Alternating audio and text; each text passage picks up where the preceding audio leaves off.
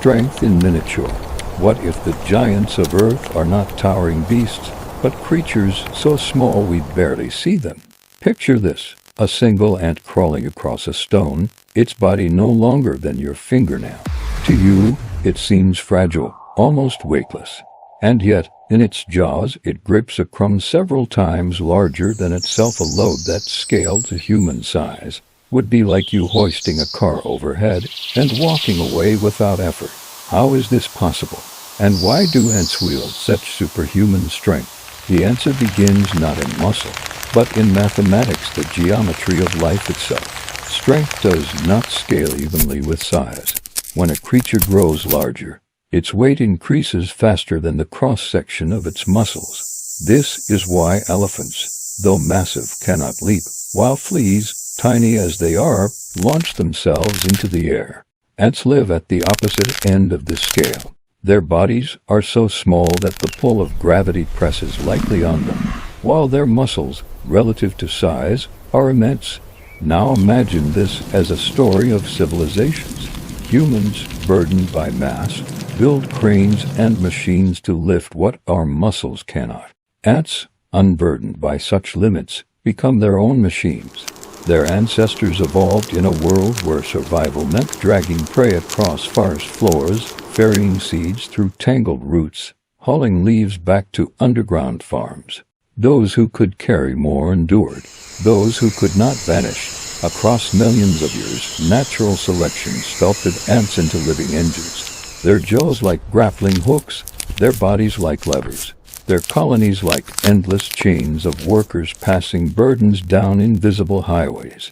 But strength for ants is not just physical, it is collective. Watch a line of leafcutter ants. One cuts a fragment of leaf, far larger than itself, and staggers under the weight. Behind it, another ant steadies the load. Still others clear the path, biting away obstacles, defending against predators. Together, they turn what should be impossible into routine. If one falters, another takes its place. Their strength is not measured in kilograms, but in cohesion. 1,000 workers creating a single will, a single muscle. Here lies the eerie parallel.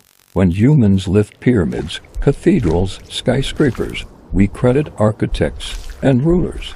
But the labor was always collective. Thousands of hands, thousands of backs. Ants do the same, only without hierarchy or command. Their unity is instinct, written in pheromones and reflex. There is a civilization where strength is not about the hero, but the whole. Now imagine scaling this up. If ants were the size of dogs, they could topple trees, move boulders, reshape the earth in days. If they were the size of humans, their strength would be catastrophic. Cities dismantled, landscapes torn apart, the planet bent to their will. Evolution has spared us this apocalypse by trapping their power in miniature bodies. Yet within those tiny frames lies a lesson. Strength is not a matter of scale, but of design. Pause for a moment and picture the world without machines.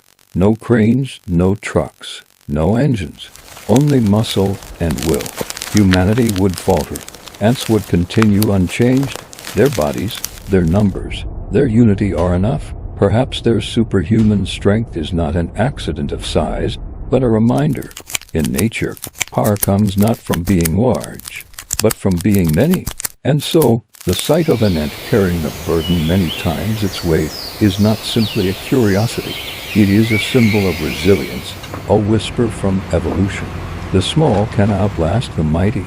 The fragile can lift the world. Strength does not belong to the giants, but to the ones who learn to bear together what none could bear alone.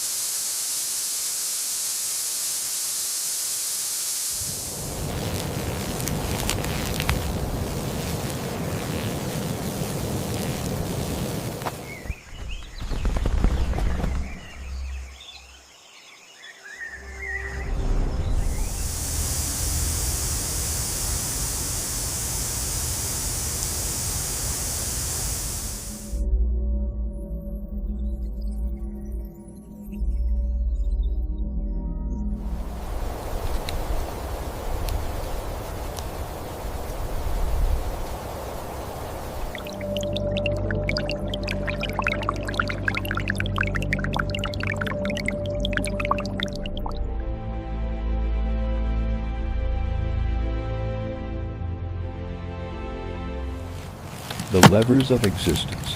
Imagine shrinking yourself to the size of an ant. Your body, once heavy, now feels impossibly light. Your bones are no longer brittle supports, but a cage of strength. Your every movement is amplified. This is the gift of scaling. The smaller you are, the more the laws of physics bend in your favor.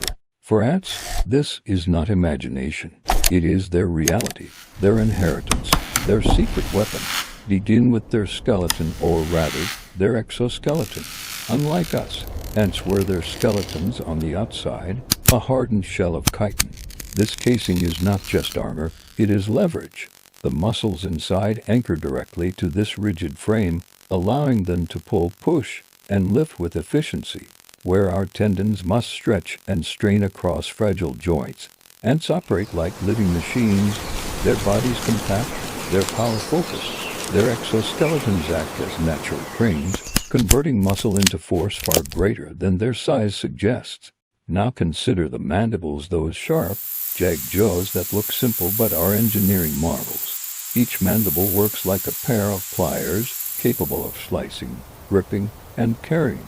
The muscles that drive them fill much of the ant's head, packed with fibers tuned not for speed, but for raw endurance. Imagine if half of your skull were devoted to jaw muscles alone, you could bite through steel. For ants, this is their everyday existence. With their mandibles, they cut leaves, drag prey, even dismember rivals in war. But most often, they are the colony's forklifts, the tools of burden forever in motion. Then comes scale. At small sizes, weight is no longer a crushing force. Gravity, which holds us hostage, is gentler on creatures measured in milligrams. An ant can lift a seed 10 times heavier than itself, not because it ignores gravity, but because gravity ignores it. The world resists them less, and in that leniency, evolution has carved possibility. But ants are not only individual machines. They are architects of synergy. Picture a column of army ants hauling a beetle carcass back to their nest. The prey is too large for one, so dozens surround it, mandibles clamp, bodies straining in unison. Step by step, they drag it forward, like human laborers pulling stones for a pyramid. Only here, there is no overseer, no command. The unity is chemical, instinctive, automatic. Their burden is shared until it is no longer a burden. There is also geometry at play. Ant bodies are designed with proportions that maximize strength. Their legs are short but powerful, positioned to push against the ground with every stride.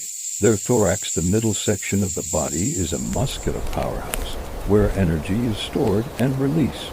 Every step is a lever, every grip a fulcrum, every motion magnified by design. They are not brute force creatures.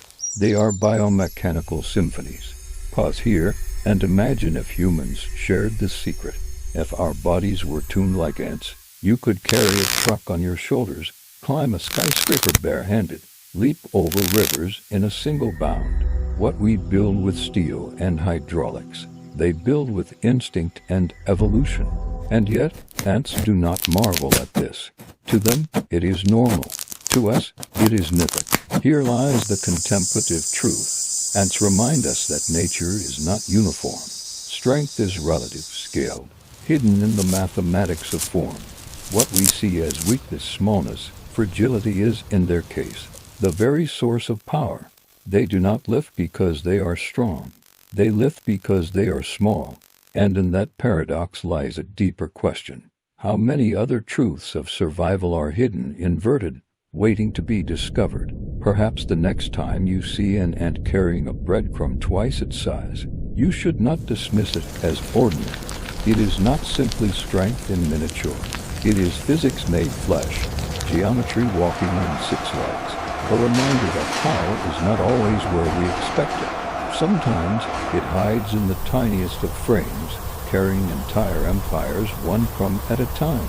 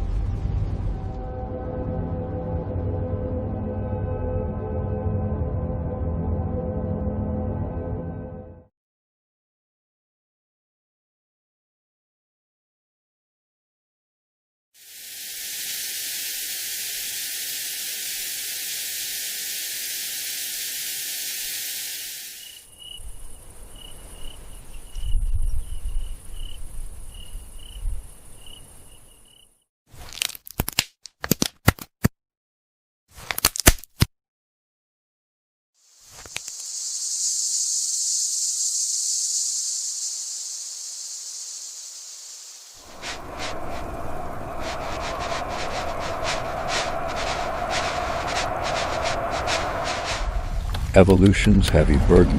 What if strength is not a gift, but an inheritance written by survival? Imagine Earth tens of millions of years ago, dense forests, humid swamps, towering reptiles giving way to mammals. The ancestors of ants, once solitary wasps, have already taken to the soil, abandoning wings for tunnels, treating solitude for society. In this crucible of change, one truth emerges: those who can carry endure, those who cannot vanish. Strength in ants is not about vanity. It is about survival. A single crumb can feed a brood. A fallen seed can sustain a chamber. A captured prey can fuel the queen's fertility. The colony depends on the endless labor of its workers, and evolution sharpened them accordingly.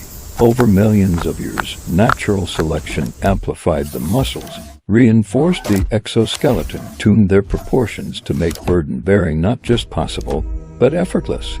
Every ant you see hauling a fragment of leaf is not just foraging, it is acting out a survival script written across deep time. Take the leafcutter ants of South America. Each worker climbs high into the canopy, slices a leaf fragment larger than itself, and hauls it back home. But the leaves are not for eating. They are compost, fodder for underground fungus farms. Here, their strength feeds not just the colony, but agriculture itself. They farmed millions of years before humans, lifting fragments of forest to fuel their hidden breadbasket. Their burden-carrying was not a quirk. It was the foundation of their empire. Or consider the army ants, eternal nomads of the tropics. They march in columns, overwhelming whatever lies before them. Their survival depends on speed, mobility, and hunger. When they tear apart prey, they do not carry morsels, they haul entire bodies, ripped and dragged in a frenzy of collective power. The individual soldier is a weapon. The group, a moving nation of strength, devouring, transporting, surviving through endless conquest. Even fire ants, infamous for their sting, show strength beyond combat. When floods rise, they weave their bodies into living rafts, carrying brood and queen above the water. Each ant bears weight not just for itself, but for the colony, its strength turned into sacrifice. To watch a raft drift downstream is to witness burden-made architecture, strength converted into survival. But the story is bigger than ants themselves. By carrying seeds, ants reshape ecosystems. They disperse plants, burying seeds underground where they germinate in safety. Forests rise, not only by wind and water, but by mandibles and muscle.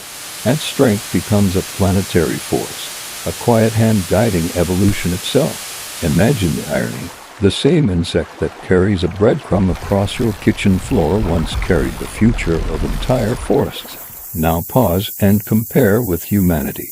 We too built civilizations on the back of strength, first our own, then that of animals, then machines. We enslaved muscle to lift stones, raise walls, carve monuments. Ants did the same, but with instinct, not ambition. Their strength became empire long before ours. And unlike us, they did not need innovation. They simply endured, refining through evolution until their burden-bearing became flawless. Here lies the eerie thought. Perhaps strength is not meant for the individual at all. For ants, it is never about the worker, but the colony. A single ant carrying a load 10 times its weight is not a triumph of individuality, but of inheritance.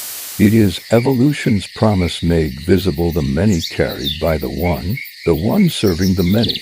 So the next time you see an ant hauling a seed across the pavement, imagine the deeper truth. It is not carrying food.